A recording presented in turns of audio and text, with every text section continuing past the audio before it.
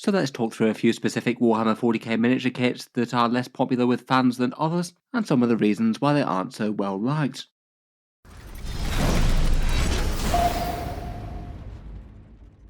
Hello and welcome back to Warspecs Tactics, where today we're talking Games Workshop and Warhammer 40k model kits, and in this one going over a few examples of things that aren't exactly universally loved by fans.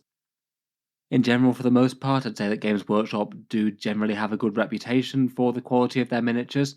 Obviously, pricing leaves a lot to be desired in lots of people's eyes, and actual looks and appearance of individual kits are kind of debatable depending on the eye of the beholder, even if there are some that are lesser loved than others. But in this one, I generally wanted to focus on the actual quality of the model kits and take a look at a few of them that are still currently on sale, and some of the issues that hobbyists have reported on about them.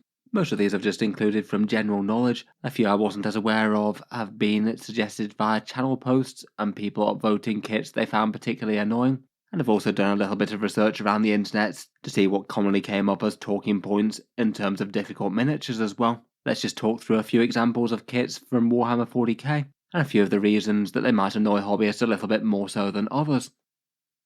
First up, I thought we'd start by getting the big one out of the way, which are Finecast resin kits. I feel like in recent times these tend to be the first things that get talked about when people criticise Games Workshop's miniatures. Kind of an interesting phase in their history. Basically, they were the Games Workshop's port of their big back catalogue of all their metal miniatures to go to their new, slightly flexible and less toxic resin. They made quite a big deal as to the quality and the crispness of the sculpts at the time, but for the most part the community reaction just wasn't really that great to them. They often tend to come out a bit warped, particularly for any thin bits on the miniatures, and sometimes there can be other faults as well. It seemed that making a lot of miniatures into Finecast was a bit of a stopgap sort of measure to try and get a lot of miniatures out of being made in genuinely more expensive metal. It didn't really stop too long for them to stop claiming the kits were Finecast and not really bragging about any miniatures that came about in resin. I think there weren't really all that many Finecast releases in between them phasing out the metal kits and then basically transitioning to full plastic outside of Forge World resin. Just in general, resin doesn't tend to be quite as nice a material to work with as plastic. When Games Workshop is offering quite so many good plastic kits these days, it's still a bit more brittle and harder to fix breaks, can be a little bit more fragile, and it is a bit tricky to correct warped parts even with a bit of heat. Sometimes it can help out, sometimes it might not do that well. In any case, it does seem like Games Workshop kind of soft agrees with this one, making a concerted effort to get rid of them in 10th edition. With each new codex that comes out, there's a good chance that the vast majority of anything that was left in resin kits gets pulled from production and sent to Warhammer Legends. There's only a few survivors, such as Trazyn the Infinite or the Ork Tank Busters. My guess is with the things that remain, they feel like they're quite central kits, and there's at least a fair chance that Games Workshop might be updating them to plastic within the not too distant future. Quite a lot falls under this umbrella though, including some truly ancient miniatures like the Eldari Warp Spiders. I believe that they're currently the single oldest on sale miniatures in the game. The Necron Nightbringer and Deceiver, which aren't looking in such great shape when they're put next to the Void Dragon. I still think that the original sculpts for them are pretty nice though, admittedly. Maybe just times have moved on a bit. There's quite a lot of older stuff that's gone out of production that could be a hit and miss with the miniature qualities as well. Things like Blue Scribes or Drukhari Grotesques. Fingers crossed that they'll get plastic releases at some point. While people do have plenty of criticisms about lots of plastic miniatures, as we'll get onto for the rest of the video, I'd bear in mind that nostalgia aside, the past was generally worse from an ease of hobbying sort of perspective. Metal miniatures had a whole bunch of challenges and issues that plastic just doesn't really have quite as much. Some bits just genuinely struggling to stick to each other even with super glue and things, unless you use things like drilling and pinning miniatures. It was maybe a particularly big issue for really big miniatures still made in metal, when that was the only way that they could make large things in detail. So things like Warhammer Fantasy Dragons or maybe greater demons with big wings and things for 40k. Anything that did get snapped or damaged would be extra hard to repair as well, just due to the weight of the miniature. There's no way that glue would be holding this penitent engine on it if it snapped at the very slender foot joint that you can see here. Certainly a miniature that wouldn't need too much persuasion to snap there due to the weight of the model. There are still some relics from the Metal Age on Games Workshop's web store, though they're kind of few and far between now. For 40k there's a few Imperial Guard miniatures such as the Rattling Snipers and Iron Hand Strachan, and for the Dark Angels there's Chief Librarian Ezekiel. Looks like he'll survive one more edition at least, probably getting a remake in 11th I'd guess. For small miniatures like this, I certainly feel like metal's far less problematic to work with. It more feels a bit cool and retro these days, but certainly could be a bit of a nightmare for bigger model kits when done out of necessity. Moving on to more current plastics that pick up criticism though, perhaps one of the single best examples that gets repeated time and again whenever quality of kits gets discussed are the Necron Flayed Ones. Kind of notable not for being the most fun kit to put together, and also for being kind of bad value for what they are. Essentially 5 Necron warriors with elongated claws and draped in human skin, yet these fairly small and fairly monoposed miniatures somehow wind up being double the cost of regular Necron warriors, even though the warriors come with scarab swarms. Beyond that though, they're just generally seen as an annoying kit to put together, absolutely tons of very tiny bits, things like individual claws and individual legs and things. And with so many tiny parts on them, it can be a bit of a frustrating exercise to get entire squads of them together. The Space Marine Outriders are also from the Indomitus 9th edition sort of box set era, and they've got criticisms kind of on the other end of the spectrum, maybe being a bit too simplistic. The kit itself, I think, was maybe a little bit disappointing. It didn't come with a few more options and war gear type choices. It maybe felt a bit basic versus the on-paper options that the bikers had that came before them with things like melter guns, even if the actual miniatures didn't come with those. But in general, model kit-wise, the main criticism that people tend to have of them is they often have a fairly bad central mould line, or a bit of a gap in assembly, and some kits of them, even with the best will in the world, don't seem to go together properly, and need those gaps filling with a whole load of green stuff, which is kind of annoying. Not something that can't be repaired with a bit of hobby effort, but given that there's quite a lot of miniatures to do that on, it can be kind of irritating for a fairly recent model kit. I feel like this is one that affected some kits of this, maybe more so than others though, at least in terms of anecdotal things on the internet. I can certainly confirm that it was an issue for the Outriders that I built out of the Indomitus box set, though I have seen others posting that it wasn't something that affected their Outriders quite as much. I don't know if maybe some batches of them were better or worse, or maybe they had issues when they were making them in Indomitus, or perhaps some people's tolerance for mould lines and gaps are just far greater than others. Next up, the new Ork Boyz kit is one that attracted quite a lot of criticism when it came out. In general, the bulk of the criticism isn't anything to do with the actual cool looking models themselves. I feel like they do represent the Orky rank and file really quite well, quite fun dynamic poses, ready to set about the foe with slugger, chopper and shooter. But the main criticism of these were that they just don't really have anywhere near as much flexibility as the Troops Choice really needs, maybe being one of the best examples of Games Workshop monopose miniatures that while they look fairly great on an individual level, at least in my opinion, they're just not really that helpful for actually building and collecting an army of them, say if you might have wanted multiple squads of boys. The main issue is just the sheer lack of flexibility that they have. You have exactly 3 armed with shooters and 5 armed with choppers, and in general, if you're collecting an army, you usually tend to want entire squads of either choppers or shooters, just to keep things a bit more simple. You don't really want to be looking down at your hordes of orcs and trying to pick out which ones have guns and which ones have axes right in the midst of a big combat. Never mind, it's just generally going to make sense from a more sort of dedicated unit point of view to either go with shooters or choppers for the most part anyway. Other criticisms was that the unit always has to have a knob leading it. There's no option to assemble a 10th orc as a regular boy, and that's kind of awkward if you want to field a 20-man squad, as you couldn't just buy 2 sets of this, as then you'd have 2 knob unit leaders. And there's also no option to build anything other than a big shooter or rocket launcher as a heavy weapon sort of orc. They are a free option these days, but they're a free option that isn't always taken due to wanting to put in more melee choppers in the unit. So there's just kind of 3 different levels in which the lack of flexibility of the kit does it a bit of a disservice. I do wonder if it was this lack of flexibility that caused Games Workshop to keep the old kits still in production, which they very rarely ever tend to do when they update a model kit. Just seems like a bit of a curious decision to update the boys kit like this, but to do it in such a way that you need to keep an old kit on out of necessity. Next up, another model kit that is at least a little bit infamous for being kind of annoying to put together and clean up are the Dire Avengers. These guys were the first plastic aspect squad, originally released in a box set of 10, though Games Workshop cut that down to 5. They are still a very old kit though, as they go, around about 20 years old at this point.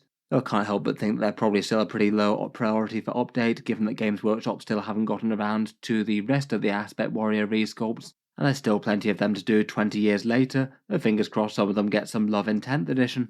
The reason that these guys tend to have a bad reputation is again lots of mould lines on them. Just quite a lot of parts need a far more cleanup than a lot of other miniatures that have been released more recently than these, and also the bodies don't fit super nasty with the legs as well, maybe meaning that you might need a little bit of green stuff or extra modelling put in to try and make them work a bit better.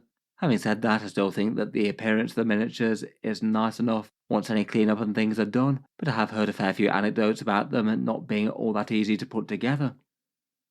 For another couple of oft-cited examples, Doomsday Arcs and Drop Pods both have a kind of similar issue. Medium-sized vehicle type things with a whole load of interlocking parts that needs to be put together in the right kind of way.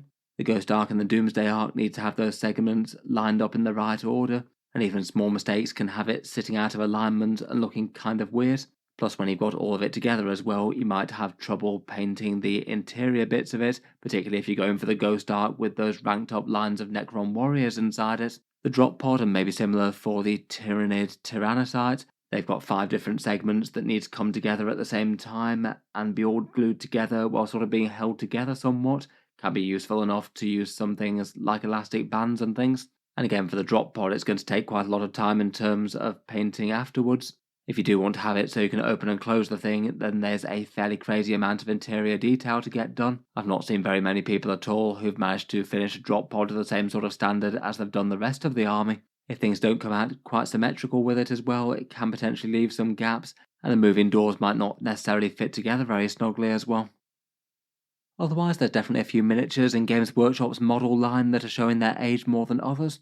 To be fair to them, I feel like they have been doing at least a fairly reasonable job of hitting a bunch of the oldest, most dated miniatures and gradually updating them as a priority. The Tyranids had a few good ones with things like the Termagants with their mould lines and the old Finecast Biovores and Pyrovore type kits that I didn't really think were particularly fit for purpose. Though along with a few of the things that we've seen earlier like the Warp Spiders, there's definitely some miniatures that come from the distant past of 40k. I feel like currently one of the best examples might be the Kaschan Jungle Fighters, released around about the turn of the millennium, I believe. I feel like they were miniatures that were maybe a little bit stylized and perhaps a bit cartoony even when they came out. Just putting them next to the vast majority of the slightly more realistic type miniatures of Games Workshop's range doesn't have them looking particularly great by comparison, even if the whole theme and aesthetic of the Kaschans is really quite good fun. An entire army of muscle-bound survivalist Rambos, basically. I think what's kind of painful for the rank and file Kaschans is that they've got their command squad that just shows how the same sort of sculpts could be done significantly better, and even more so with the unique limited edition sculpts that they did in the not too distant past. Games Workshop released quite a nicely done unique Sergeant and Colonel miniature out. Hopefully now Games Workshop have got around to redoing the Cadian range, the Kaschans might see some love. If they wanted to, it does feel like quite a good target for a kill team kit. I feel like they could be really nicely redone as one of those in a similar sort of way as the Kriegsman.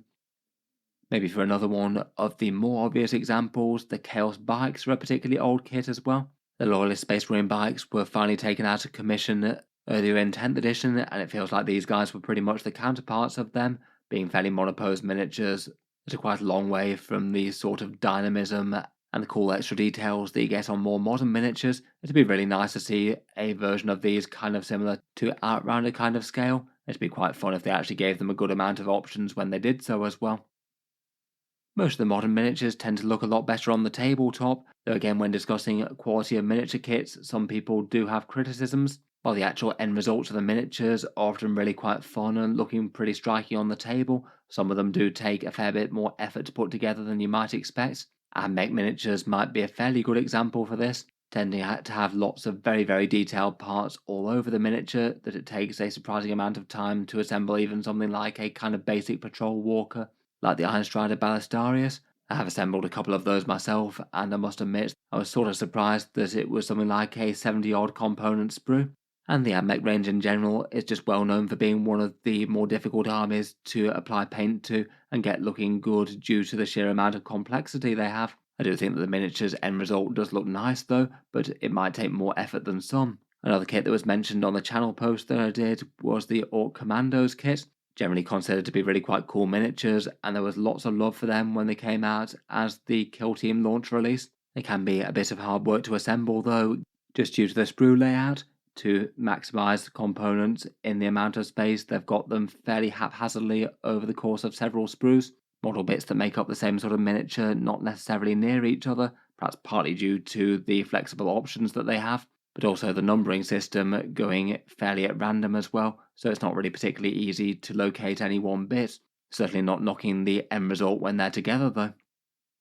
Sticking with orcs and instruction type things, the Stomper also picks up similar sort of criticism for being hard to assemble. This one's now really quite an old Games Workshop plastic kit, coming out alongside the original launch of the Apocalypse game mode. The instructions that come with it generally considered to be kind of bad, to the point where people on the internet have created some numbered parts and instructions to try and help get the thing together. It does seem that some Orky players need the customization and ingenuity of a big mech to put this thing together in the first place, which I guess is kind of appropriate, but still probably not a big win for instruction quality. Finally, while we're on the subject of miniature quality, one thing that's often criticised are Games Workshop's flight stands. I feel like the idea of these is generally kind of cool, giving the impression of having a miniature hovering above the ground without the need for anything like contrived terrain piece or anything to balance on. But it generally seems that no matter which different ways they've decided to implement them over the years, they've usually had at least some criticism, at least for bigger models. Perhaps some of the least loved ones are the sort of curved flight stem, ball and socket type joints like the ones that they have on the Inceptors. They might just be able to friction fit, but it can maybe make them a little bit loose on the stands and liable to fall off mid-game. If you glue them in place, then there's a good chance that they'll get snapped off quite easily and be quite a difficult repair if that does happen, just due to the model being so top heavy. Or you can find a more creative modelling solution for them, such as using magnets, which I have enjoyed using myself for them, and I feel like that works quite well. Or altering the receptor on the miniature that you have so they sort of like sit in as a pin sort of style. I still feel like they're maybe some of the best ones for things like the older vehicles, like say the Devilfish or the Falcon Grav tanks and things. In general though, Games Workshop don't really seem to be a particular big fan of their own flying bases at the moment. They seem to be trying to avoid them by any means possible at the moment. They have been releasing a fair few jump infantry and characters and things, though they all tend to be springing off things like bits of terrain. Sometimes I feel like that looks kind of natural, sometimes maybe looks just a bit too contrived. I feel like the Leagues of Votan, ECOG assistant type things for the Brockier Ironmaster might be an example of that. In theory, hovering over a battlefield full of scrap terrain and things, though I must admit at first glance it just kind of looks like they've got slightly odd angular looking legs. In any case though, I think I'll leave that one here for now. Obviously not really trying to be too negative or anything. I feel like in reality, if you took the hobby back 20 years or so, to the days of enormous metal miniatures that you needed to pin and glue with a lot of extra work, pretty much all of today's modern plastic kits tend to beat that in terms of level of options, ease of working with, and often even detail as well. Though even with that, there certainly seem to be kits that wind people up far more than others. In any case though, let me know your thoughts down in the comments. Are there any kits that you found particularly annoying to assemble? Look forward to hearing your thoughts down below. If you'd like to see more like this, then feel free to subscribe to Auspex Tactics. I'll certainly keep the regular 40k videos coming, with new things out most days. Finally, if you have been enjoying all the videos on the channel, I would just like to mention that Auspex Tactics does have a Patreon page as well, and you can find that linked in the video description if you'd like to help support and keep these coming. Channel patrons do get a fair few advantages, seeing certain videos early, regular votes to see what sort of things come next on the channel, and automatic entry into the regular prize giveaways with a chance to win some big model kits each month. If any of that sounds good to you, or you'd just like to help support, the link is down in the video description. In any case, a massive thank you for listening, and I'll hope to see you guys next time.